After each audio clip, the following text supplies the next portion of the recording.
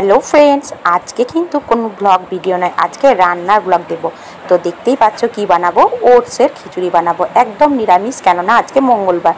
পুরো ভিডিওটি দেখার অনুরোধ রইল, অবশ্যই ভিডিওটি ভালো লাগবে। তো চলো, এই দেখো আমি কিন্তু কাপে করে ওটস নিয়েছি, আর ততটাই কিন্তু মুগ ডাল দিতে হবে, সমান সমান কিন্তু মুসুর ডালেরও হয়, তো মুসুর ডালের কিন্তু আজকে করব না।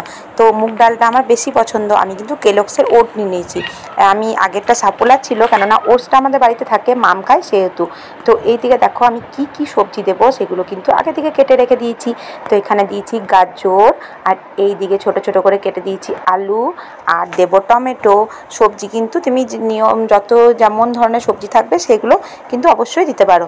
আর এই দিকে দেখো লঙ্কা, গোটা লঙ্কা কিন্তু আমি কাঁচা লঙ্কা কেটে রেখে দিয়েছি, আর জিরে গুঁড়ো, সবজি মশলা, নিরামিষ, হলুদ, আর কিন্তু আদা বাটা।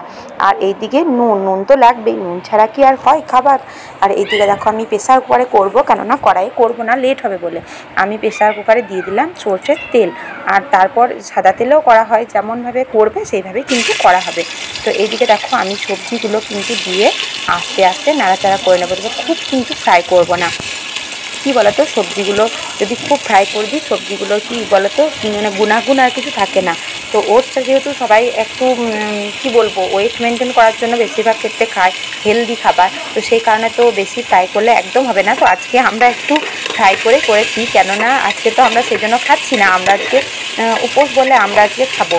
তো সেই কারণে আমি ওটসের খিচুড়িটা করছিলাম, তো ভাবলাম তোমাদের সাথে একটু শেয়ার করি। অনেকেই হয়তো করো, আবার অনেকেই জানো না। তো আদা বাটাটা দেখো দিয়ে দিলাম, আদা বাটাটা এবার কিন্তু মশলাগুলো আস্তে আস্তে আমি অ্যাড করে দেবো। আর এইদিকে দেখো কত সুন্দর কালারটা দেখতে লাগছে বলো তো।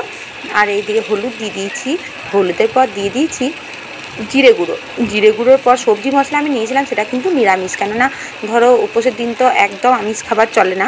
তো এইদিকে জিরে গুঁড়ো সব কিছু দিয়ে একটু নাড়াচাড়া করে নেবো। নাড়াচাড়া করার পর এতে অ্যাড করে দেবো, অনেক দিন থেকে ব্লগ ভিডিও দিতে পারছি না, এডিট করার জন্য সময় হচ্ছে না বলে, তো আজকে ভাবলাম যে দেবোই। তো এইদিকে দেখো ওটস আর যে মুগ ডালটা ছিল সেটা কিন্তু আমি অ্যাড করে দিলাম। এবার এটা হালকা নাড়াচাড়া করে দেবো। হালকা নাড়াচাড়া করার পর কিন্তু জল দেবো, তবে জলটা কিন্তু পরিমাণ মতো দিতে হবে। এইদিকে দেখো আমি কিন্তু জল দিয়ে দিলাম। জল যতটা দেবে, তোমার মুগ ডালটা যতটা সেদ্ধ হয়, যার প্রেসার কুকারে যেমন যটা সিটিতে কিন্তু মুগ ডালটা সেদ্ধ হয়, সেইভাবেই কিন্তু সিটি দেবে। আমি কিন্তু 5টা দিয়েছিলাম, যেহেতু আমাদের মুগ ডালটা 5টা সিটিতে সেদ্ধ হয়, তো সেই হিসাবে দিয়েছিলাম। তো তারপর দেখো কাঁচা লঙ্কাগুলো কাটা ছিল সেটা দিয়ে দিলাম। আর সব থেকে যেটা দরকার, লবণ না দিলেই তো রান্নার কোনো স্বাদই থাকে না, যতই যেমনভাবেই রান্না করো। এবার প্রেসার কুকারটা দেখো আমি বন্ধ করে দিলাম। তো এবার দেখো 5টা সিটি দেওয়ার পর আমার ওটস রেডি। ভিডিওটি কেমন লাগলো অতি অবশ্যই জানাবে, লাইক কমেন্ট শেয়ার করবে। যারা খাওনি তারা কিন্তু অবশ্যই খাবে, তারপর আমাকে কমেন্টসে বলবে।